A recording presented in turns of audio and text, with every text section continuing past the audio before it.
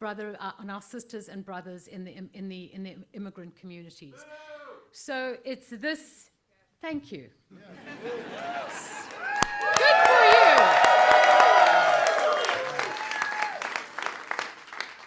So it's the power of this place that drives our mission here at the Democracy Center, which is to ensure that the injustices of the past are never repeated, to stand up against authoritarianism, and to defend the principles that define a free and just society.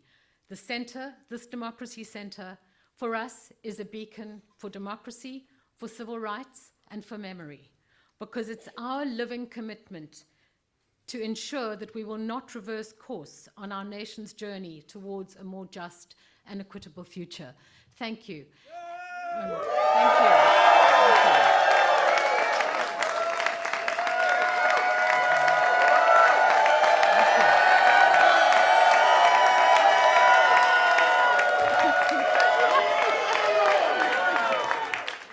And now it's my very great honor to welcome to the stage Sarah Sadwani, who is from the California Redistricting Commission. Thank you.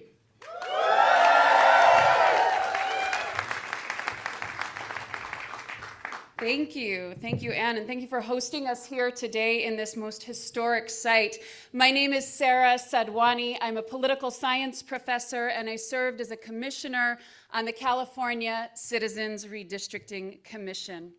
In 2020, I had the distinct honor of being selected through a lottery draw. I'm not an elected official. I believe in good governance. And to serve on the California Citizens Redistricting Commission was one of the proudest moments of my life. I had the opportunity to serve with some of the finest Californians. No disrespect to those behind. Democrats, Republicans, independents, we came together and we did what we don't find very often in American politics today. We passed our maps unanimously. We worked collaboratively across the aisle to move forward something that could be fair and just for Californians. And I couldn't be more proud of the districts and the maps that we have today. They're competitive, some of the most competitive seats in the nation. Probably some of you here don't love that, but on balance, for democracy, that's a good thing. It's a kind of thing we should have in all 50 states across this country. We used a community-driven approach. We received almost 40,000 pieces of community testimony from Californians far and wide, and we expanded opportunities for communities of color, communities that have long been historically excluded at the ballot box, for Latinos, for Asian Americans, and for Black Americans to elect the candidates of their choice. But these are extraordinary times, and extraordinary times call for extraordinary measures. We have witnessed masked gunmen kidnapping our neighbors off the streets, and my understanding is they're outside waiting to do it again. We have seen not just the toleration of political violence, but the encouragement of it on January 6th against nonpartisan election officials, and the deployment of the National Guard in our cities, turning our cities into police states. And if that wasn't enough, we are watching executive overreach that no doubt is making our founding fathers turn in their graves. And we have to take action. These are the hallmarks of a democracy in peril. My political science colleagues, Stephen Levitsky and Daniel Ziblatt, who authored a very famous book at this point, How Democracies Die, wrote, "Protecting democracy requires more than fright and outrage. We must be humble and we must be bold." I'm here today to be humble, to set aside the good work of California, but I do so with the expectation that this is a one-time occurrence, that this does not subvert the will of the people of California.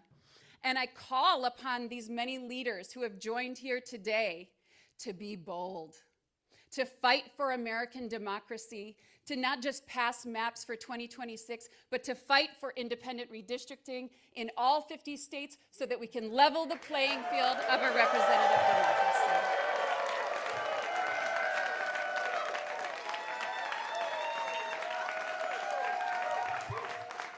Thank you. And now we'll hear from Jody Hicks.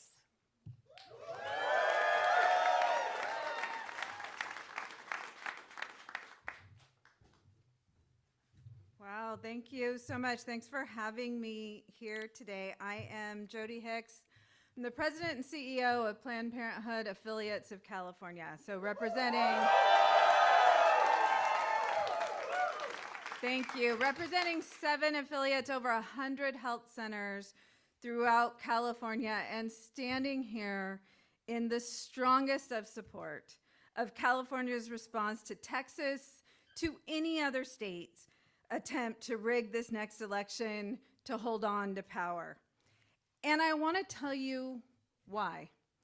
If you remember, it was not that long ago that this administration changed the rules to appoint anti-choice justices to the Supreme Court with the mission to overturn Roe. And that's what they did. 50 years of protections that women had are obliterated because of this Supreme Court. And what they tried to tell everyone, it's okay, we're just putting the rights in the states. So California responded. This governor, these policymakers behind me, we responded. We doubled down on our values here in California, our commitment to reproductive freedom. Voters responded. Voters responded with a constitutional amendment here in California to protect reproductive freedom.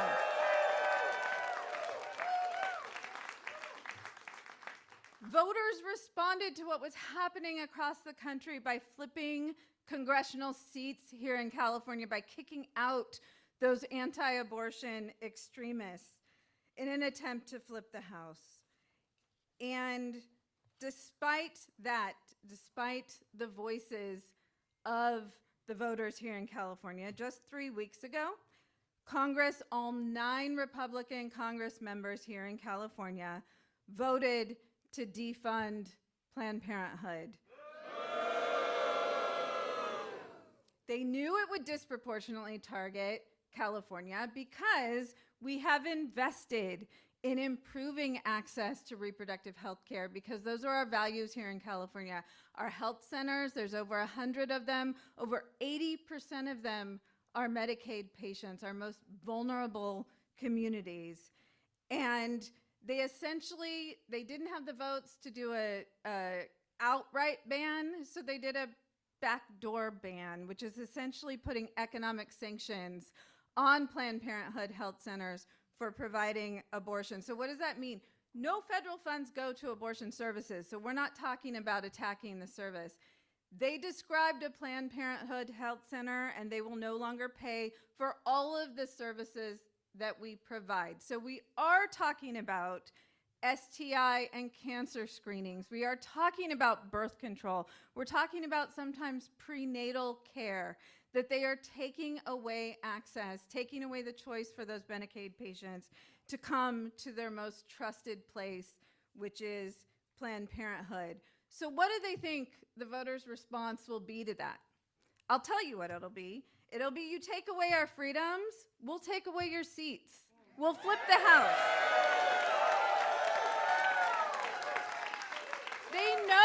They know that will be the response, but what are they going to do as a response to that? They're going to rig elections. They're going to rig elections in Texas, wherever they need to, in order to ensure that they have power. So let me be clear. If Republicans are successful in consolidating power, safeguarding their majority in Congress, a national abortion ban is not off the table. And while California voters, we enshrine the right to abortion in our California Constitution, but a federal ban would override our state's protections. And we can't let that happen. We can't sit idly by while the Trump administration, while their backers in Congress pursue every avenue to strip blue states of their autonomy, of people's fundamental rights. Republicans in Washington, across the country, they continue to become more bold. They're more brazen, they're more cruel. And if we do not fight back, they will continue to seize unfettered power, defy the will of the people, and threaten the health and well-being of all of us. So 3 years ago, we stood before California voters and asked them to stand with us to put protections in our California Constitution. And guess what? 67% of Californians did that. So today I'm standing before you again, asking those same Californians to once again protect reproductive freedom, protect the values of California, and stop Donald Trump.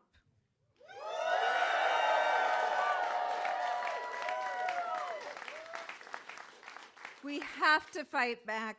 It is the right thing to do. It's the necessary thing to do. And this is California. We don't have another choice. Thank you.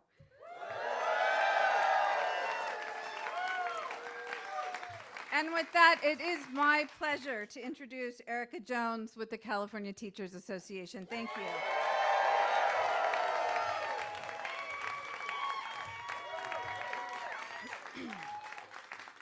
Good morning. My name is Erica Jones, and I am the Secretary-Treasurer of the California Teachers Association, a union of 310,000 public school educators. I am also an elementary school teacher here in Los Angeles. The Trump administration is waging war on every public institution we hold dear.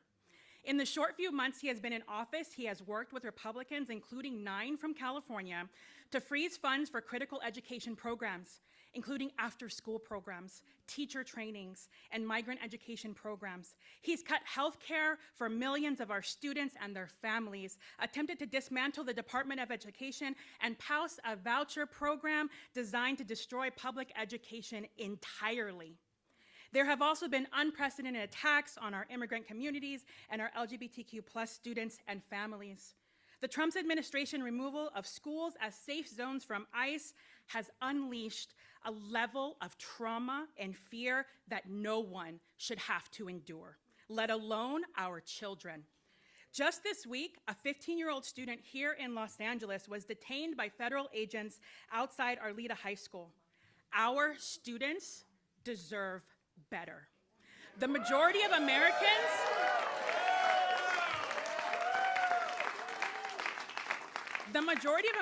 are not with him on these vicious attacks. So what does Trump want to do? Rig the next election and steal our right to fair representation? He wants to stack the deck to keep slashing public services to pad the pockets of his billionaire donors? I taught my kindergartners to be kind and to help each other, not to cheat and be a bully. Y'all, 5-year-olds get it. Why can't he? I'm here today because educators across California, from Calexico to Crescent City, are ready to fight back. We spent months reaching out to the 9 Republican representatives in California. Several refused to even meet with their local teachers in their offices. Some lied directly to our faces and promised they wouldn't vote for draconian cuts to our schools and our health care, only then to go back to DC and side with Trump and vote to harm our kids and our families here in California. Given these extreme threats and these corrupt politicians who will throw their own communities under the bus, our union stands in full support of this ballot initiative. We are ready to do whatever it takes to stop this power grab and fight back against any and all attacks on our democracy, on our students, and on public education.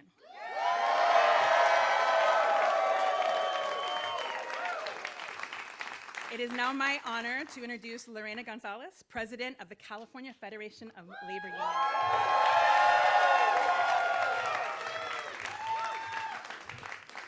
So, good morning. My name is Lorena Gonzalez. I am the president of the California Federation of Labor Unions, AFL-CIO, representing 2.3 million workers throughout the state, over 1,300 different local unions from every sector you can imagine. And we stand with our colleagues today in calling for a response. And I'm going to say that very clearly. This is not something we take lightly. We voted on this, and it was unanimous among our unions for one reason. We're not a partisan organization. A lot of people forget that. We have Democrats and Republicans. And we understand that some of our members even voted for Donald Trump. We understand that. They were told by him that he wanted to make us more safe, that he wanted to deport criminals. And instead, he's been deporting and targeting workers and grandmothers and children and dreamers. They were told, even our Republican members, that he was for working people, that somehow he cared about bringing manufacturing and jobs back to America and to make sure that working people were taken care of. And what has he done? He has systematically destroyed our federal government unions by abolishing basically collective bargaining agreements that were decades in the making. He has taken away the right to collectively bargain of every employee he possibly can, and that is not pro-worker. So we tell our members who believed him, it's okay. He fucking lied.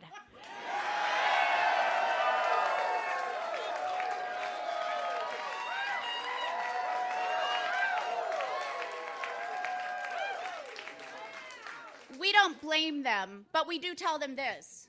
And they know this because they showed it in the last election. Even those who voted for Donald Trump in some of our reddest areas in the state said, we are going to send a check by voting for a Democrat to Congress. We had split ticket voting in a number of districts, and in fact, flipped 3 of those.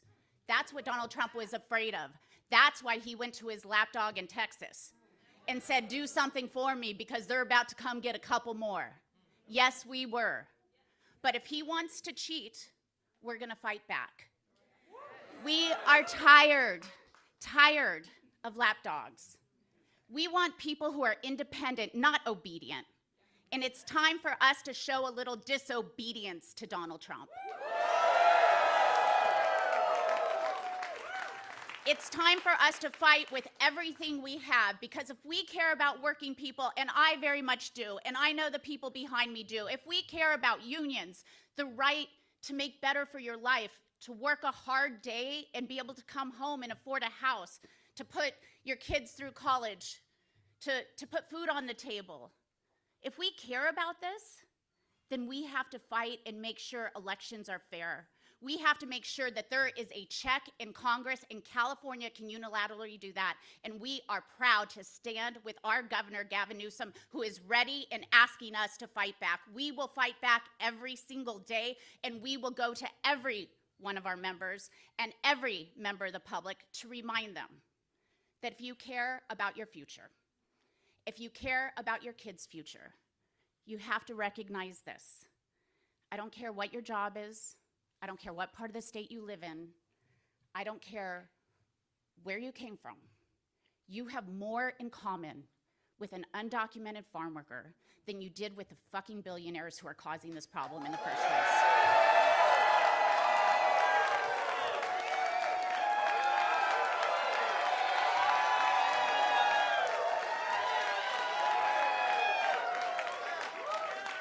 And since I've exceeded my number of fucks today,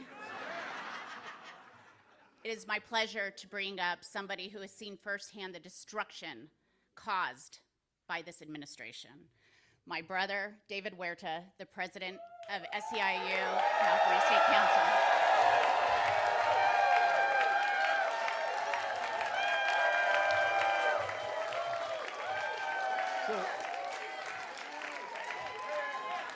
So I see a lot of union members in the house.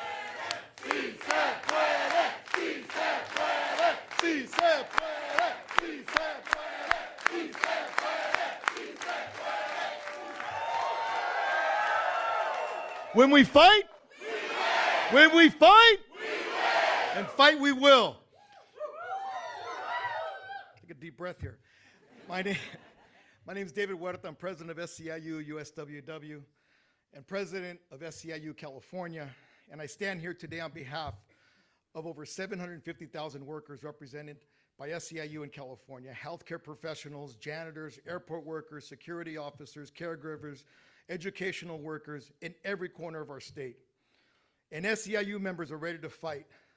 SEIU members across the board, black, brown, Asian, white, we are worried about our democracy, and we are choosing to act. We've been protesting on the streets, and now we're gearing up to the fight at the ballot box. Workers, and in particular workers of color, are rising up to defend our democracy. And SEIU members are no strangers to fighting for democracy. Our members know what's at stake, and they know that we're in for a fight. But when we are in a fight, we're all in that fight. And we're ready now because democracy is at stake. Republicans in Texas, Washington, D.C., and other states are colluding with Trump to consolidate one-party authoritarian power in Washington. The same Republicans that changed the rules to pass their atrocious big pile of garbage, I'd say shit, well actually I'm gonna say big pile of shit, because it is a big pile of shit, are now trying to change the rules to stay in power. Working people will not stand back and let it happen. Republicans have one goal, and that goal is to silence the voices of working people, divide brown and black communities in particular, unleash terror in immigrant communities, and establish a government that will serve corporations and the wealthy, not the working people. And it's particularly important that we are gathered in our beautiful city of Los Angeles, because it is here on June 6th that they unleashed hell on our streets. It's here on these streets that masked men came into communities, unidentified, incarcerating, taking working people, taking mothers, fathers, aunts, uncles, neighbors off our streets. And for me is with the great sense of pride as an Angelino that we saw our community defending family, defending community, but most of all, defending our democracy.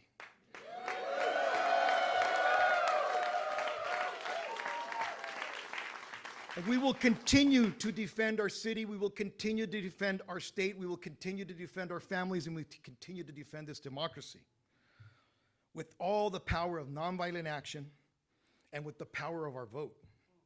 We have no intention to let up at all in this effort. We must have a response to those who choose to do this, and we cannot allow the voters in this country to be disenfranchised, perhaps permanently, by the actions of an authoritarian. SEIU members care too much about fairness, about our right to vote, and our democracy to let that happen. And we do not back down from a fight. We support Governor Newsom and the legislative leaders who are committed to taking bold action to protect our democracy. California voters must be given the chance to save our democracy. And I trust California voters will save our democracy. We will not sit silently while extremists manipulate elections, disenfranchise the majority of voters, and take away our rights. We know the rest of the country is waiting to see what happens because California, once again, is at the very front line of our fight against authoritarianism. It is our time to rise up for working people to lead the fight to save our democracy. Our democracy is at stake, and SEIU members stand ready to defend it. We are more committed now than ever before. As I travel around the country, people ask me, how is California doing? I tell them, we are ready to fight. And that's why we're here today. And if you allow me, I'd like to say in Spanish a few words. Primeramente, es un orgullo estar aquí hoy día. Mi nombre es David Huerta, presidente de SEIU USWW y presidente de SEIU California. Representamos más de 750,000 trabajadores en todo California. Y estamos aquí hoy día porque ahorita nosotros tenemos que tomar una decisión como votantes en este país, en este estado, este gran estado, right? Nosotros tenemos que tomar una decisión a defender nuestra democracia. Sabemos las consecuencias del resultado de las elecciones de noviembre y lo estamos viviendo en este momento, en este tiempo. Y ahora tenemos que tomar una decisión, a corregir los errores de noviembre y tomar un voto en este noviembre para defender la democracia de este país. Vinimos aquí a este país para una mejor vida. Vinimos aquí a sacrificar para nuestros hijos, a trabajar, a construir. Y nuestra contribución es algo que se debe respetar. El mano de obra se respete. El mano de obra es digno. Y el mano de obra lo vamos a mostrar en noviembre. Porque jamás vamos a tomar decisiones decidiendo nuestro voto por el costo de un huevo en vez del bienestar de nuestras familias. Y hoy día empieza esa lucha a corregir el error que hubo y a defender nuestra democracia, nuestra casa, nuestro hogar. Y vamos a seguir defendiendo este hogar que es este país y vamos a hacerlo en noviembre. ¿Se puede? ¡Sí! ¿Se puede? ¡Sí se puede! ¡Sí se puede! ¡Sí se puede! ¡Sí se puede! So, it's now my honor and privilege to introduce a friend and a leader on behalf of my family, on behalf of all of us in California, with great gratitude, Assembly Member Isaac Bryan. Sorry.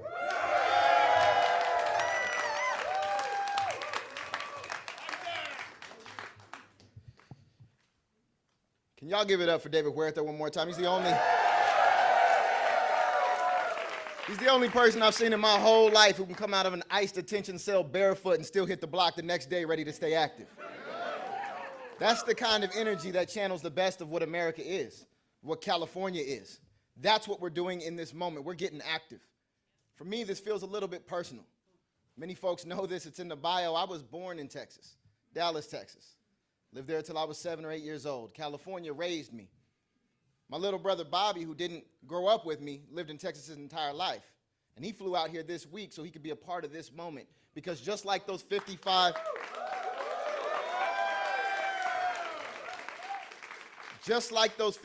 Democratic legislators in Texas who left courageously, patriotically, to break quorum so that their state couldn't lie, cheat, and steal national elections from the American people, that's what my little brother did in coming and letting his voice be heard. This isn't about redistricting. Don't let anybody tell you it's about redistricting. I've seen a few different polls. Do Californians hate gerrymandering? Yes, we do. Do the American people hate gerrymandering? Yes, we do, and we absolutely should. That's not what this is about. This is about whether we will let the authoritarian in the White House break our democracy while we sit silent, while we take a high road that doesn't exist anymore. Now isn't that moment. Now is the time to square up and defend all that we deserve, all that we've built, all that makes this country truly great. And it's really special to start this off here in Los Angeles. Goodness gracious, LA. We had the biggest fires we've ever had in our city's history. And what happened when they denied us federal aid? We rallied together. We created mutual aid. We stepped up for one another like we should. And then they came with ICE, and they ran through our streets looking for families to separate. And what did we do? We took hundreds of thousands to the streets to stand up and defend folks who were struggling. And then they sent in the military, and then the governor sent them packing. And now... And now, as they're coming for our democracy in its entirety, we are not going to stand down, sit by, turn the other cheek. We are ready to squabble up. We're ready to put this on the ballot. We're ready to organize, and that's exactly what we came to do.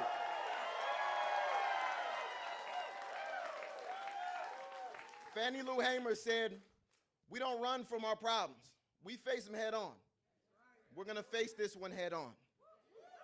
And next, it is my honor and my privilege to introduce my sister in the legislature, the chair of the Elections Committee in the State Senate, Senator Sabrina Cervantes.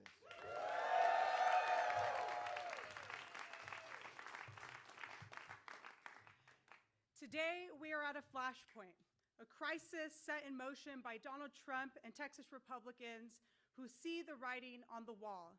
In Texas, politicians are redrawing the congressional maps so that they can choose their voters instead of letting voters choose them.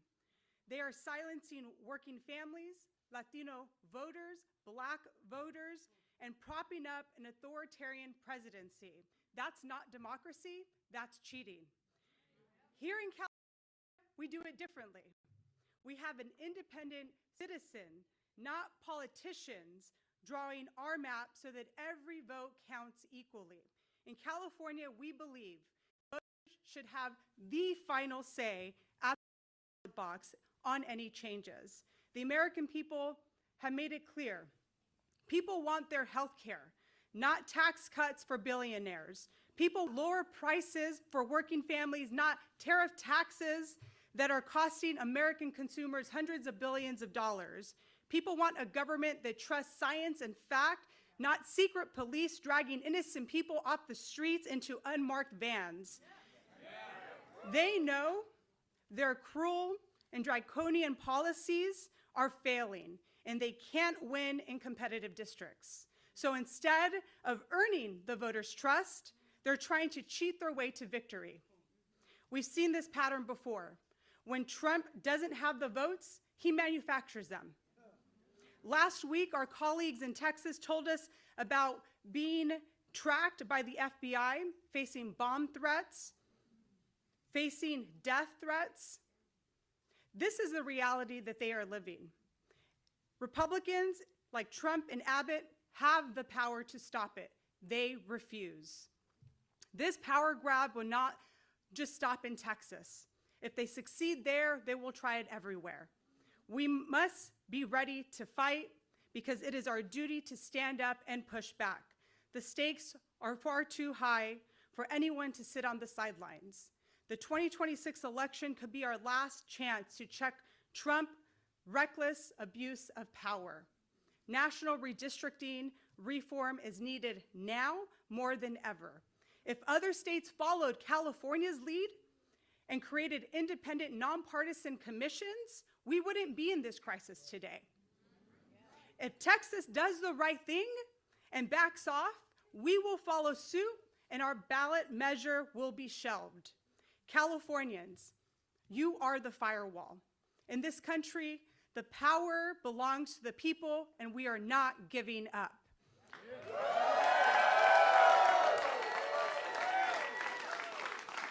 It is now my distinct honor to introduce the House Democratic Caucus Chair, Representative Pete Aguilar.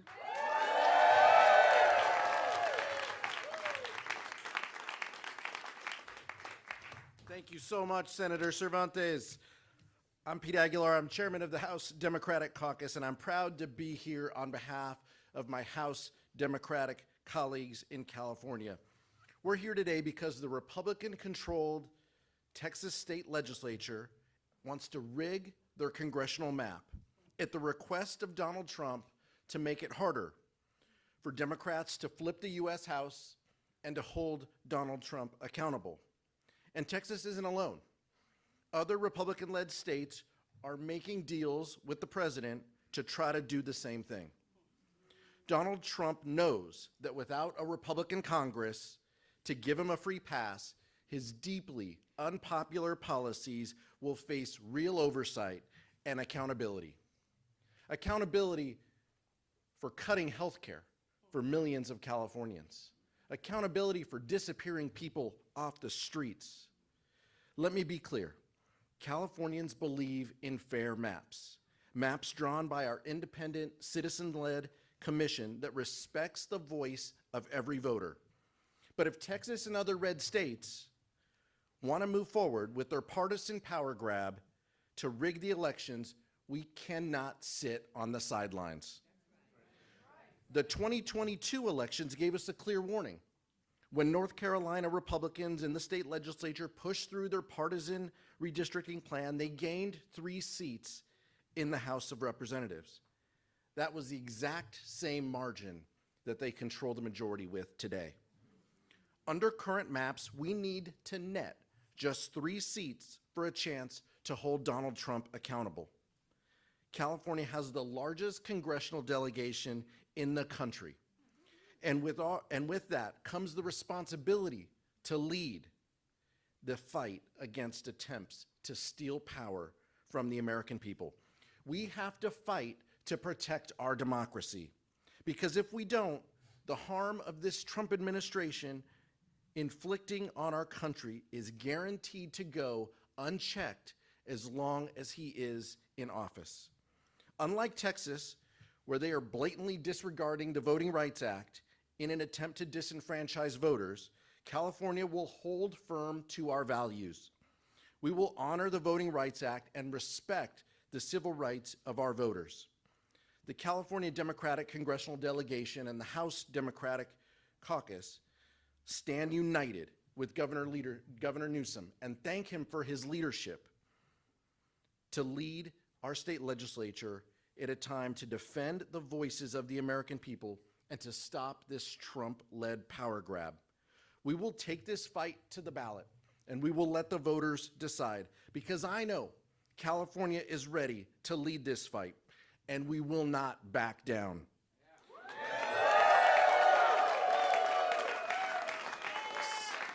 Someone who has a proven track record in defending democracy, our Senator, Adam Schiff.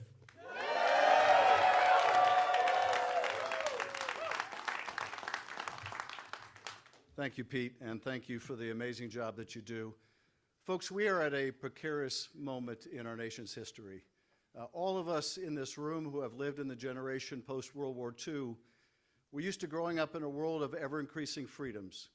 We saw new democracies being born. We saw walls coming down. We saw our freedoms expand, the freedom to speak our mind or practice our faith or to love whom we would love, and we thought that this was inexorable, that it was like the moral arc of the universe always bending towards justice. Until suddenly we found ourselves in a world where it was not bending towards justice. Until suddenly we saw not new democracies being born, but new autocracies. Instead of seeing our own rights here at home expand, we saw them start to contract. And we have come to learn, much to our shock and astonishment, that this thing we call democracy is fragile.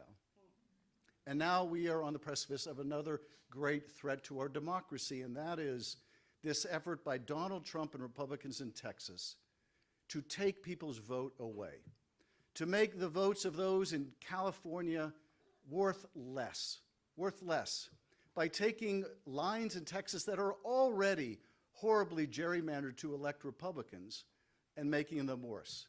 This is a president who has never viewed himself as a president of the United States of America, but only as a president of some of the states and some of the regions that voted for him. This has never been the case in America. But I will say this, you come after our votes in California and we will fight you tooth and nail.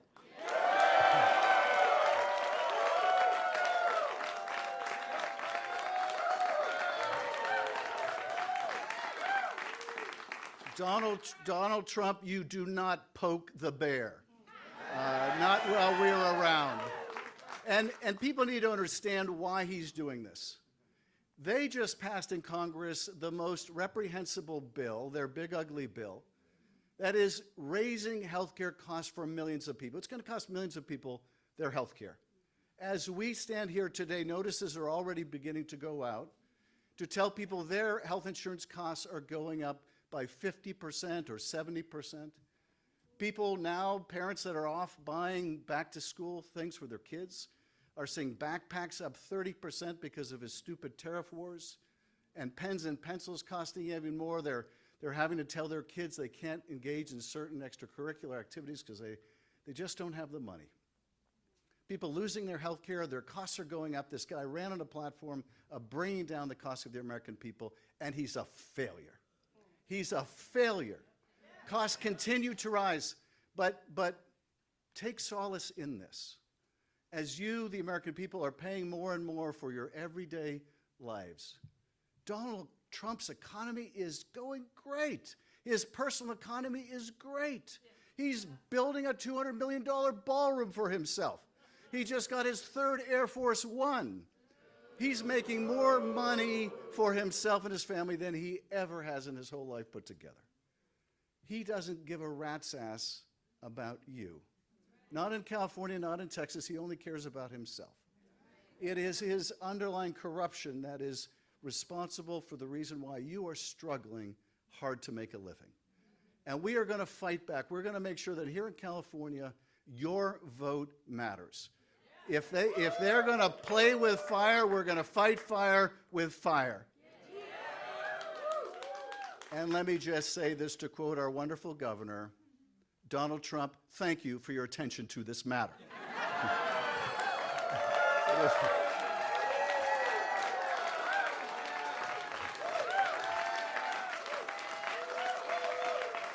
It is now my great pleasure to recognize my wonderful colleague, Alex Padilla. Thank you, Alex, for all your amazing leadership.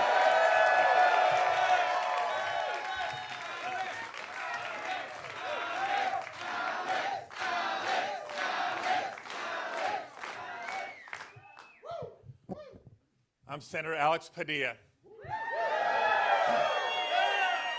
And I have a question for the people of California. Are we ready to stand up for our democracy? Are we ready to speak up for our democracy? Are we ready to vote this November and defend our democracy? I thought so. Look, let me also add a little bit more light as to why we are here in this moment. It's been only 7 months of this Trump administration. And when we stop and look at it, you can't help but come back to the words costs, chaos, and corruption. Right? The costs on working families keep going up and up. These failed tariff wars are increasing costs for us. When you deport workers in agriculture and construction, you can't wonder why the cost of housing goes up and the cost of food goes up. Billionaires are getting their tax breaks, but working families are paying the price. Chaos. It's not just these on-again, off-again tariff wars out of the White House. It's what's happening as communities are terrorized in the city of Los Angeles, throughout the state of California, and beyond. That's right, when masked agents come out of unmarked cars and disappear people, that is intentionally created chaos, violating the Constitution. Not just bad for democracy, it's also bad for the economy. But worst of all is the corruption. And I won't get into the ways that Donald Trump and the whole family is enriching themselves by leveraging this position. We're here to talk about what's happening in Texas and California as it pertains to redistricting. When Donald Trump calls officials in Texas and says, give me 5 more Republican seats, doesn't it sound the same as when he called the Secretary of State in Georgia after losing in 2020 and saying, find me 11,000 more votes? It's corruption. He's trying to rig the system.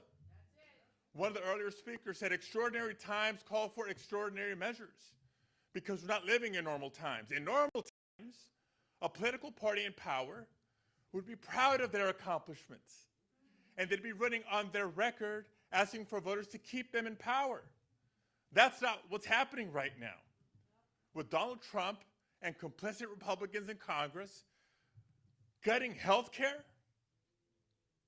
threatening Social Security, undermining the Constitution with this immigration enforcement deportation agenda obsession they have of 3,000 arrests per day. They know they're not just unpopular, they're wrong. And the only hope they have of keeping power next November is to rig the system. And so that's what they're doing. They're rigging the lines, they're rigging the system, they're trying to rig next year's election, and California's not going to stand for it.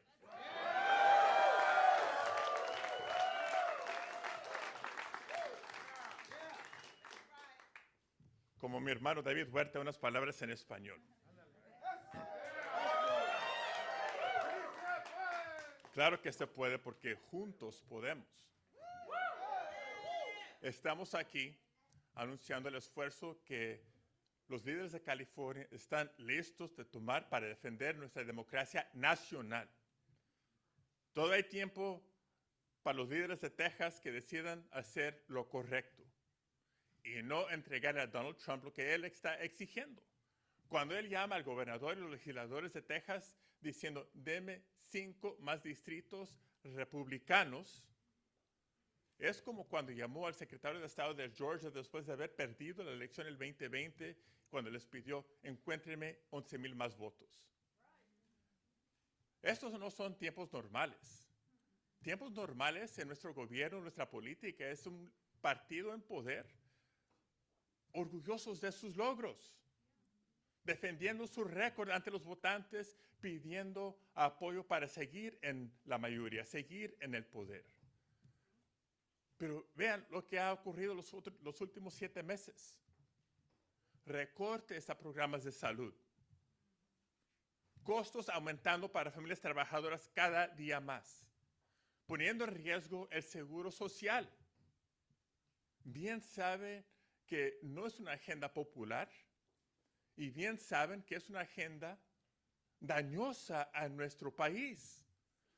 En vez de defender su récord, en vez de hablar de sus logros, quieren cambiar las reglas de nuestra democracia y quieren asegurar que los líderes en poder en Texas decidan las elecciones, no los votantes. Es un ataque a la democracia de Texas y de California y la democracia nacional. Pero en California nos vamos a parar, nos vamos a poner a trabajar y vamos a defender a nuestra democracia.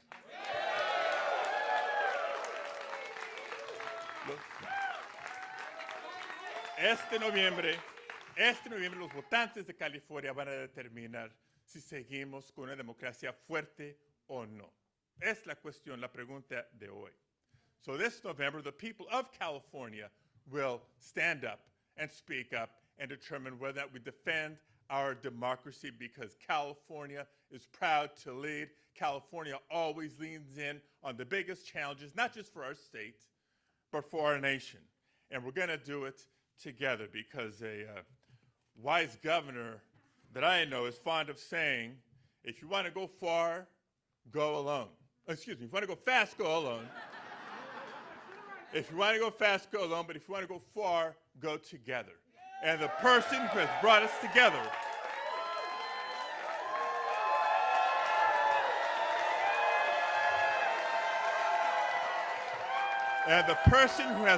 together for this fight of all fights is our friend, Governor Gavin Newsom.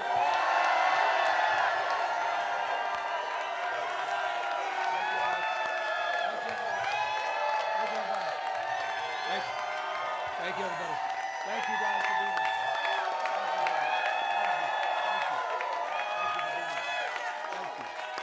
Thank you.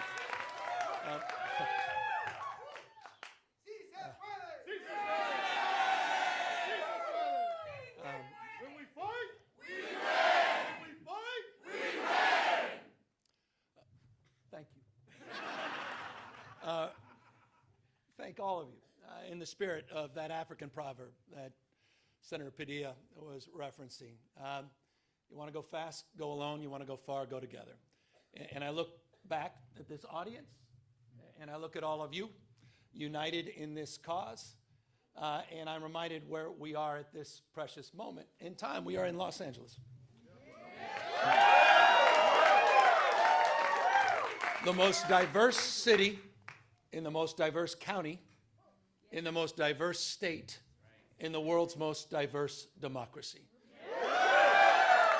And I've long believed that the world looks to us, to all of you, to see that it's possible to live together and advance together and prosper together across every conceivable and imaginable difference. What makes LA great, what makes California great, and what makes the United States of America great is that at our best, we don't tolerate our diversity, we celebrate our diversity. And it's a point of pride because we're all in this together. Where are we? At Democracy Center. And right outside, at this exact moment, are dozens and dozens of ICE agents. Donald Trump, you think it's coincidental?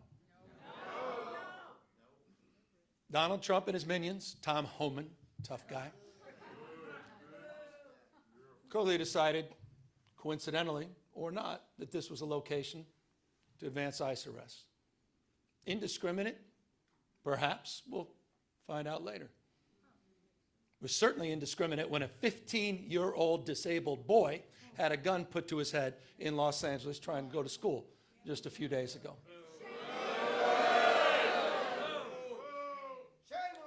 I met with it.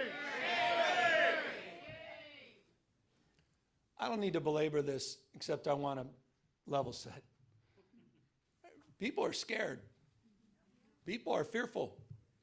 You had a United States senator that was thrown down to the ground in a federal building.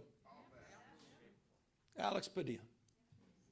J.D. Vance's name is Alex Padilla, not Jose Padilla. That's the Vice President of the United States. There's another museum not so far away from us, talks about those 53 days. Some of you know what I'm referring to. Wake up, America. This is a serious moment. Wake up to what's going on. Wake up to the fear, the anxiety. Wake up to what's happening, not just here in Los Angeles, where we saw our streets militarized. We saw our due process rights thrown out the window. You heard the word disappeared. I was with a 12-year-old boy born in Oxnard, California, whose mother and father were disappeared. 20 years going to the same packing facility every single day. He didn't even know how to get back into his own home, into his own house. Had no brothers and sisters. He has now disappeared in an attempt to find his parents. That's Trump's America. That's the moment we're living in. So these are sober times. And so I'm deeply grateful to all of you for standing up and for being here today.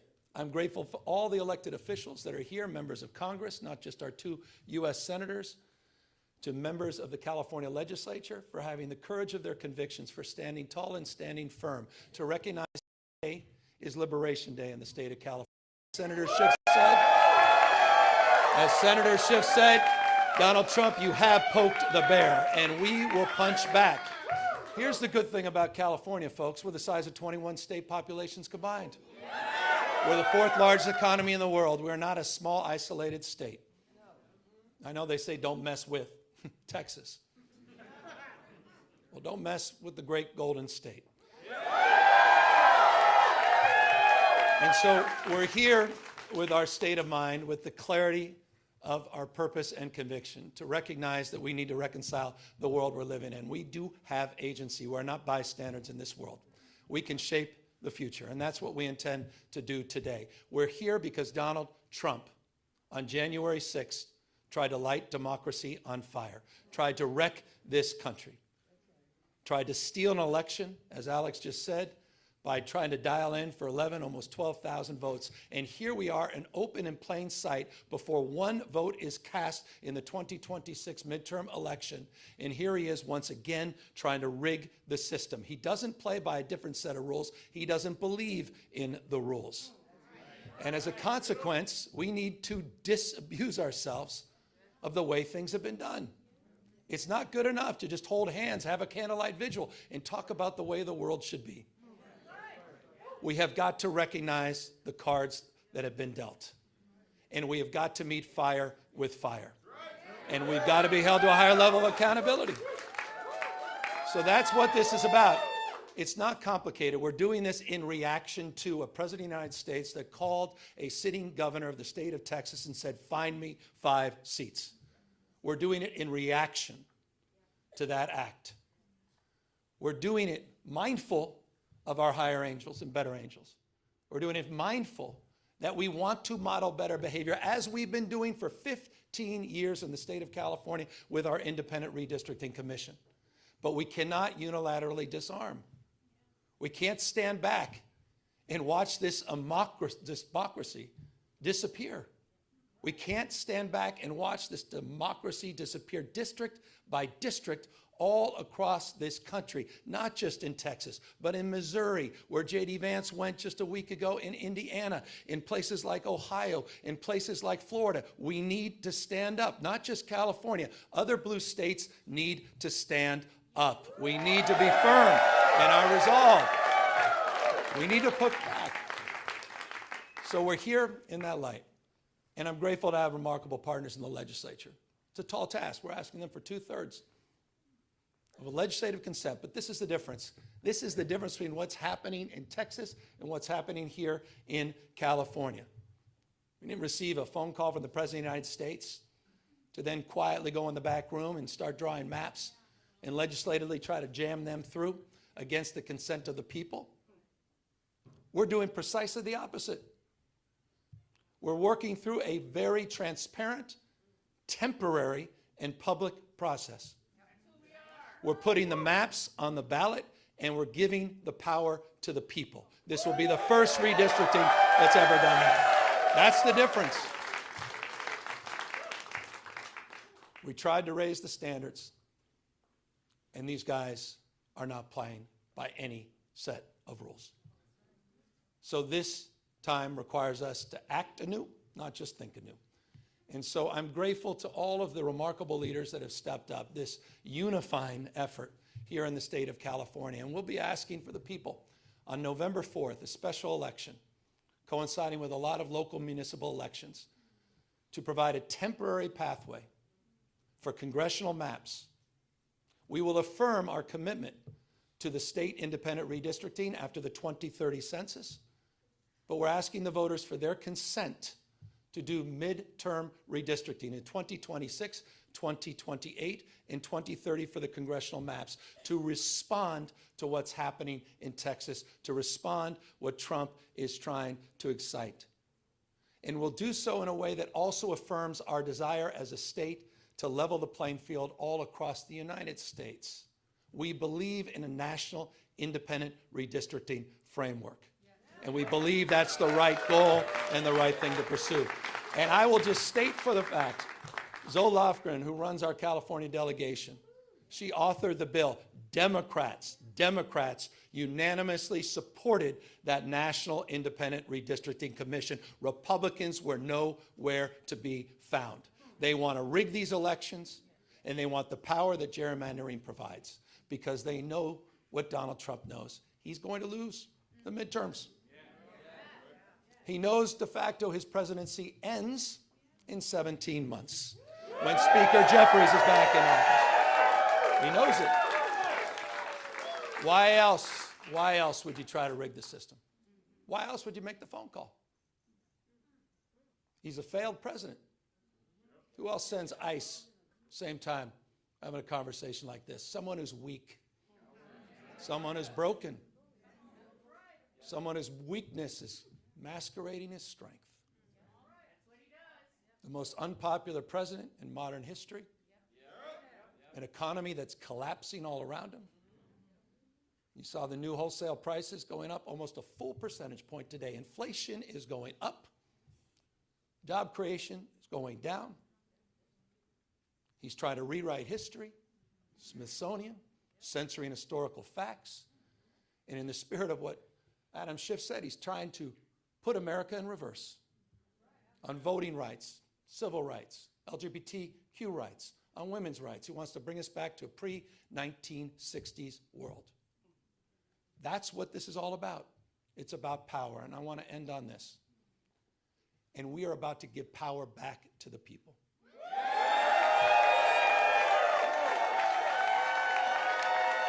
You have, on November 4th in California, you have the power to stand up to Trump. You have the power to declare that you support a system that is not rigged. You have the power on November 4th to stand up for people that are being bullied. You have the power to stand up for people that are being intimidated. You have the power to stand up to the rule of law. We're giving the people of this state the power to save democracy, not just in California, but all across the United States of America. I hope We are waking up to this reality. Wake up, America. Wake up to what Donald Trump is doing. Wake up to his assaults. Wake up to the assault on institutions and knowledge and history. Wake up to his war on science and public health. In his war against the American people. This is a guy who lays claim to want to get a Nobel Prize, sitting there and bending his knee to Mr. Putin. You have the power to straighten this out. And so I want to again just thank everybody for exercising not just their formal authority, yes, that's what we're doing, but also sharing their moral authority at this moment. I want to thank everybody for being here today, for being here tomorrow, and most importantly, we're counting on all of you on November 4th to be there for each other to win this election and stand up for our democracy. Thank you all very, very much.